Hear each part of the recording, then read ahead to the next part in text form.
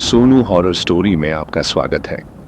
आज हम आपको सुनाने जा रहे हैं हाईवे नंबर 13 की वो सच्चाई जो यूपी के एक सुनसान इलाके में श्मशान के पास रात को गुजरती है।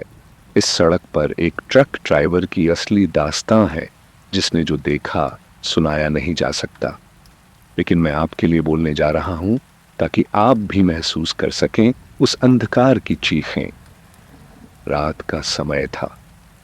चांद मुस्कुरा रहा था, लेकिन उसकी ठंडी रोशनी भी उस श्मशान के कब्रों और टूटे हुए क्रॉस पर पड़ी तो जैसे और भी भयानक दिखने लगी। चारों ओर सन्नाटा, कहीं कहीं की चीखें, शायद शिकारी पक्षियों की या फिर हवा की धीमी सिसकियां। हाईवे नंबर 13 का एक हिस्सा, जहां सड़क के दाएं तरफ फैला था पुराना श्मशान जिसके नाम तक किसी को मालूम नहीं थे। गांव वाले बताते थे कि यहां आए दिन अजीब सी घटनाएं होती हैं। ट्रकों के हॉर्न अपने आप बज जाते हैं, रेड लाइटें एक एक करके झपकने लगती हैं। रात के वक्त अगर कोई ईमानदारी से कहे तो इस सड़क को पार करना किसी मौत से आंखें मिली चाल का खेल है। और आज की कहानी उसी सड़क पर गुजरती है, एक ट्रक ड्राइवर की, अंकुर कुमार की, जिसने सच्ची घटना का सामना किया, जिसका निशान आज भी उसकी रूह पर ताजा है। समय रात के लगभग 2 बजे। स्थान हाईवे नंबर 13, उत्तर प्रदेश का ग्रामीण इलाका। मुख्य पात्र अंकुर कुमार, ट्रक ड्राइवर। उम्र लगभग 35 से 40 साल। उसका पुराना dumper truck, licence plate UP 45 ZX 1234। Ankur ने जैसे ही गाड़ी सुस्त गति से हाईवे 13 पर मोड़ मारी, ठंड की एक तेज लहर उसे महसूस हुई। रेडियो में कोई गाना नहीं था, बस धुंधली सी आवाजें, शायद दूसरे रिक्रूटरों की बातचीत। दूर तक सड़कों पर कोई नहीं, सिर्फ दूर खड़ी एक झांसी सी ट्रक कैफे की मरम्मत वाली बत्ती टिमटिम कर रही थी। बत्तियां तुम्हारे कदमों में शोर कर रही थीं और हर एक टिमटिमाहट के साथ ठंडी हवा का झोंका गले से टकरा रहा था, मानो कोई तेवर दिखा रहा हो। अंकुर ने गियर बदला, पेट्रोल देखा, लगभग आधा टैंक। रुकने की कोई छूट नहीं थी। रात के 4 बजे को वह कानपुर पहुंचना था, वरना अगले दिन काम में परेशानियों का सामना करना पड़ता। पर दिल में अजीब सी बेचैनी थी, जैसे कोई उसे देख रहा हो।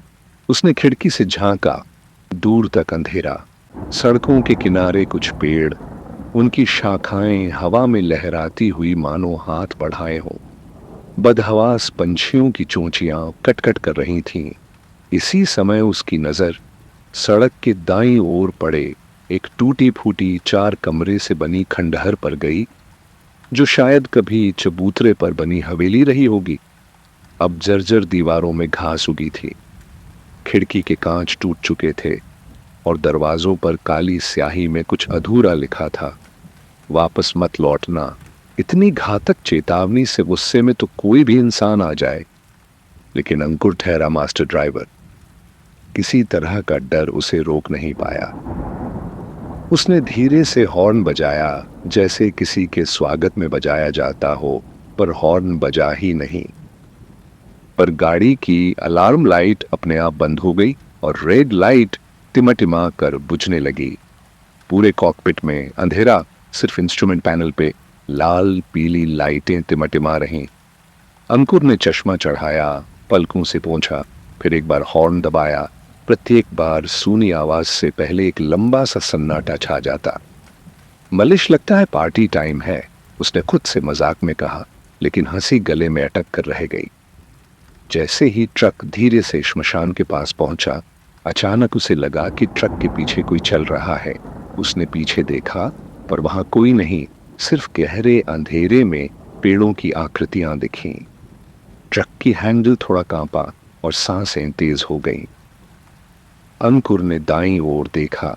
श्मशान की कब्रों पर हल्की आवाज थी, जैसे मिट्टी के नीचे से कोई सरक रहा हो। उसकी नजरों के सामने अचानक एक सफेद साड़ी में लड़की खड़ी दिखाई दी, बिना चेहरे के, बस एक खाली मुखौटा, या फिर सफेद कपड़े में लिपटी कोई आत्मा। ट्रक का इंजन अपने आप रुका। ट्रक रुका, पर आगे की गति रुकना तो बहुत दूर, जैसे कोई अदृश्य बल उसे खींच रहा हो। लड़की ने उसकी ओर देखा। आंखों में आग नहीं, पर जो सन्नाटा था उसी से तेज। अंकुर की रूह कांप उठी। उसने लैंप ऑन करने की कोशिश की, पर हेडलैम्प भी नहीं जला। हे भगवान, उसकी आवाज थरथराई। ये क्या हो रहा है? उसी वक्त पीछे से एक ठंडी आहट आई, जैसे किसी ने कांपते हुए इधर उधर देखा हो। ट्रक की दुकान वाली लाइट झपक झपक कर गिरी और पूरा इलाका जैसे बिजली बंद हो गया हो। अगले ही पल सब कुछ फिर से सामान्य हो गया। हेडलैम्प जल उठा, इंजन फिर गर्म हुआ, रेड लाइट अपनी जगह लौट आई। अंकुर ने गहरी सांस ली, खुद को संभाला और गाड़ी की सीट पर झुककर सिर पकड़ा। क्या मैंने सपना देखा? उसने खुद से पूछा। पर साइड मिरर में अभी भी उसी इलाके की परछाइयां नजर आ रही थीं। पेड़ों का मंडराना, कंकाल जैसी कब्रों की टहनियां और पीछे पीछे धीरे से टिमटिमा रही ट्यूबवेल की जरा सी रोशनी। ये कोई सपना नहीं था, ये सच्ची घटना का सिर्फ पहला दृश्य था, जिसका सामना अभी बस शुरुआत में ही हुआ था। अंकुर ने गाड़ी फिर स्टार्ट की और जैसे जैसे सड़क पर आगे बढ़ा, उसके दिमाग में वही सफेद साड़ी वाली छवि घूमती रही। अंकुर जब तक संभलता, ट्रक धीरे धीरे हाईवे पर बढ़ता गया, पर उसका मन वहीं खंडहर और श्मशान के उस भूतिया दृश्य में अटका हुआ था। उसने रेडियो फिर चालू किया। एक पुरानी भजन बज रहा था, जैसे श्मशान की चुप्पी में यहीं बजना हो। कानपुर पहुंचने का लक्ष्य दूर था, पर हर किलोमीटर के साथ अंकुर की बेचैनी बढ़ती गई। दिमाग में बार बार वही सफेद साड़ी वाली परछाई घूम रही थी। ये जो मैंने देखा, क्या वाकई किसी आत्मा का रूप था, या ये कुछ इल्जाम है उस पुराने श्मशान का, जहां सैकड़ों साल पहले कोई दुर्घटना हुई थी? ये सोचकर वह खंडहर के पास रुका, जहां वापस मत लौटना लिखा था। डर के बावजूद जिज्ञासा भारी थी। उसने ट्रक का दरवाजा खोला और नीचे उतरा। घना अंधेरा, फिर भी उसने मोबाइल की टॉर्च ऑन की। खंडहर की दीवारें टूट फूट कर जर्जर थीं, पर काले स्याही के शब्द अभी भी तरोताजा दिख रहे थे। उसने गहरी सांस ली और भीतर बढ़ा। फर्श पर टूटी फूटी ईंटें थीं, यहां वहां कंकाल जैसे घास में दबे गए। दीवार पर कहीं से बू आ रही थी, जैसे किसी ने सड़े हुए पत्तों का ढेर जलाया हो। जैसे ही वह अंदर गया, उसकी टॉर्च की रोशनी एक कोने में बिखरे हुए दस्तावेजों पर पड़ी। खाते किताब जैसी कलम से लिखी पन्नों पर कुछ नाम और तारीखें दर्ज थीं। 1910, 1923, 1945। सभी तारीखें लगभग 20 वर्ष के अंतर पर थीं और हर पन्ने के अंत में एक शब्द लिखा था, निवर्तमान। अंकुर ने दिल थामकर दस्तावेजों को हाथ में लिया। अचानक कोने से कोई धीमी सी आहट सुनाई दी। उसने पीछे देखा, पर कोई नहीं। केवल दीवार के पीछे से खटखटाहट की आवाज आ रही थी, जैसे कोई अस्त्र के पीछे सरक रहा हो। कटपट स्टाइल में बनी कुछ पुरानी तस्वीरें भी बिखरी थीं। रलते हुए पुरुष, कनपट्टी पर कपड़ा बांधे हुए लोग, एक सफेद साड़ी में महिला, हाथ में दीपक लिए। तस्वीरों के पीछे लिखी नोटिस में कुछ शब्द उभर कर दिखे। श्राद्ध कर्म के दौरान आत्माओं ने इंसानों पर किया हमला।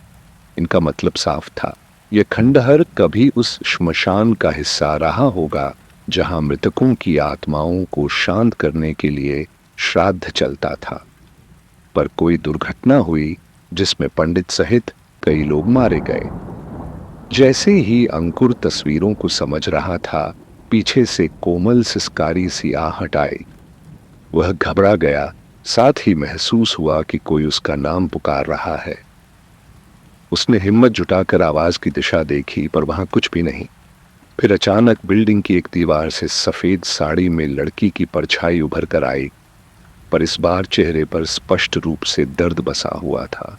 उसकी आवाज बचाओ बहुत धीमी थी, पर कानों में गूंजती लगी।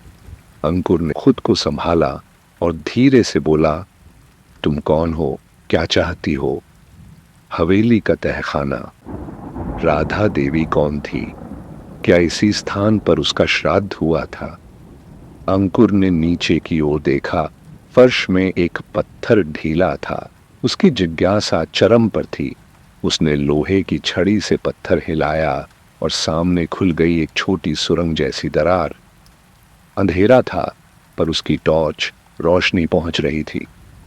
सुरंग के ऊपर लिखा था, जब तक सच्चाई न मिले आत्मा न शांत हो। अंकुर ने झिझकते हुए सुरंग में कदम रखा। नीचे उतरते हुए 4-5 सीढ़ियां उसके सामने थीं, जिनके नीचे से ठंडी हवा का झोंका आ रहा था। नीचे तक पहुंचते ही गर्मी और ठंड के संगम जैसा एहसास हुआ। अचानक उसके सामने एक छोटा सा कमरा था, जिसमें दीवारों पर खून के धब्बे और मिट्टी के टीले पर एक खंडित मूर्ति रखी थी। एक देवी श्री का बिखरा हुआ हाथ, जिस पर काली राख जमी थी। दीवार पर स्याही में लिखा था, यह हाथ अलग कर देंगे तब तक राधा को चैन नहीं। इसी झटके में अंकुर को पूरी घटना का अनुमान हो गया।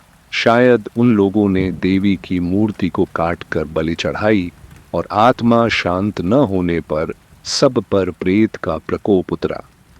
जैसे ही उसने ये पढ़ा, पीछे से भारी कदमों की आवाज आई।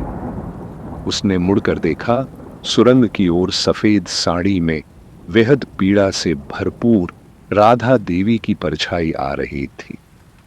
तुमने मेरा श्राद्ध अधूरा छोड़ दिया, अब मैं अधूरी आत्मा नहीं रहने दूंगी। अंकुर का रक्त थम सा गया। वह भागना चाहता था, पर पैर जकड़े से थे। लड़की ने उठकर हथेली दिखाई, जिसमें एक जलता हुआ दीपक नजर आया, जैसे किसी ने उसे फिर से प्रज्वलित कर दिया हो। दीपक की लौ में चीखें उभरने लगीं, पुरानी चीखें, पीड़ा की चीखें, मदद मदद। अंकुर ने सांवलापन दूर करने की कोशिश में पीछे की ओर कदम बढ़ाए, पर जब वह चढ़ने लगा तो सीढ़ियां गायब हो गईं। नीचे अंधेरा इतना घना कि चीख भी निकल सकता था। कुछ क्षणों के लिए सब ठीक लगा, पर तभी दीवारों पर रक्त रलक्त धब्बे एकत्रित होकर एक आकृति बनाने लगे। राधा देवी की वही छवि जो धीरे धीरे जीवित होती दिखी। उसने शोर मचाया, कहाँ जाऊं, कौन सुनेगा? आखिरकार वह दीवार से चिपकी सुरंग की छत पकड़कर ऊपर की ओर खिंचा, जैसे जान पर खेल रहा हो। टॉर्च गिरकर टूटने लगी और एक तीव्र चिल्लाहट के साथ वह ऊपर की ओर उठा। जैसे ही उसने ऊपर सिर निकाला, चारों ओर पूरा खंडहर फिर से शांत था, बिना आवाज, बिना परछाई। अंकुर ने सांस भरी, चश्मा फिर फिट किया और तेजी से ट्रक तक भागा। ट्रक की सीट पर गिरकर उसने दरवाजा अंदर से बंद किया, लॉक किया और इंजन स्टार्ट किया। पर जैसे ही उसने गियर बदला, ट्रक के पीछे उसी सफेद साड़ी वाली परछाई ने एक झलक दिखाई। अंकुर ने रुकने का नाम नहीं लिया। पूरे दम से गाड़ी दाएं मोड़ ली और हाईवे पर तेजी से भागा। पर उसके सिर के ऊपर किसी ने फुसफुसाया, तुम भाग नहीं सकते जब तक सच्चाई सामने न आए। ट्रक की रफ्तार इतनी तेज थी कि आसपास के पेड़ सिर्फ एक धुंधली लकीर बनकर दिखे। पर राधा देवी की जहर भरी आंखें पीछे पीछे ताक रही थीं। यह था भाग 2 का अंत। अगले भाग में जानेंगे कि अंकुर कैसे इन भूतिया घटनाओं से निपटता है। वह क्या करेगा राधा देवी की आत्मा को मुक्त करने के लिए, और क्या सच में कोई रास्ता है, या यह श्राप आजीवन रहेगा, जारी रहेगा। और हाँ, अगर आपको रोमांच बढ़ता देखना है तो चैनल सोनू हॉरर स्टोरी को जरूर सब्सक्राइब करें।